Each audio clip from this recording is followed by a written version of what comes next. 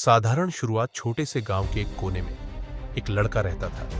नाम था अर्जुन। उसका परिवार अत्यंत गरीब था और उनके घर में 2 वक्त की रोटी जुटाना भी मुश्किल था। स्कूल जाना तो दूर, अर्जुन के पास चप्पल भी नहीं थी, लेकिन उसकी आंखों में एक सपना था, कुछ बनने का, कुछ कर दिखाने का। हर सुबह वह गांव के मंदिर के बाहर बैठकर वहां आने वालों के जूते साफ करता ताकि कुछ पैसे मिल सके। वहीं बैठकर वह मंदिर में पढ़े जाने वाले श्लोकों और कथाओं को ध्यान से सुनता।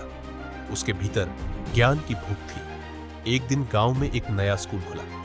वहां के हेडमास्टर ने घोषणा की कि अगर कोई बच्चा पढ़ना चाहता है लेकिन फीस नहीं दे सकता तो वह खुद उसका खर्च उठाएंगे। अर्जुन के लिए यह एक मौका था।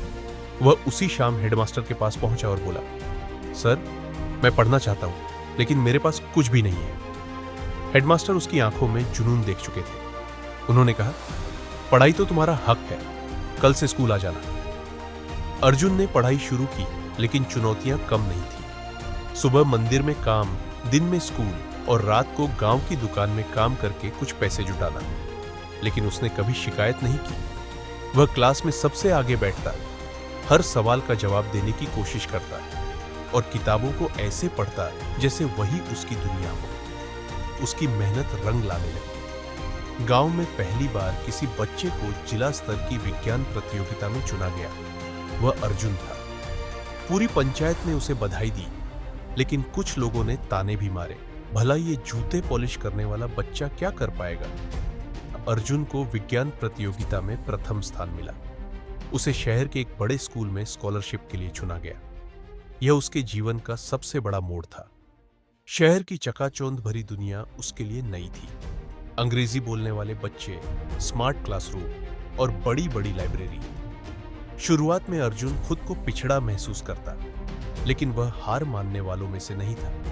उसने अंग्रेजी सीखी, कंप्यूटर चलाना सीखा और हर विषय में अव्वल आने लगा। आत्मविश्वास की उड़ान 12वीं की परीक्षा में अर्जुन ने राज्य में टॉप किया।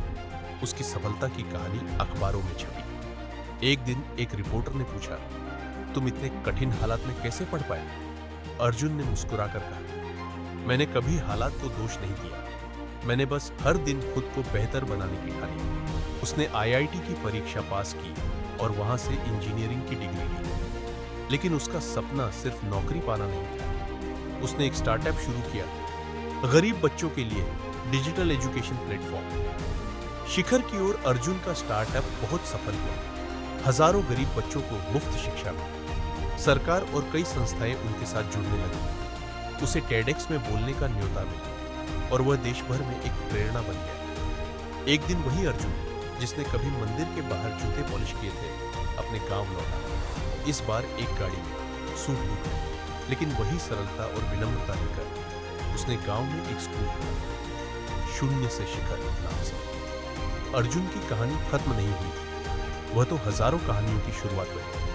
उसके जीवन से यह सीख मिलती है कि हालात चाहे जैसे भी हो, अगर आपके अंदर सपने देखने की हिम्मत है और उन्हें पाने की लगन है, तो आप शून्य से शिखर तक का सफर तय कर सकते हैं। सीख हम सबकी जिंदगी में कठिनाइयां होती है, लेकिन वही लोग सफल होते हैं जो इन कठिनाइयों को सीढ़ी बनाकर आगे बढ़ते हैं।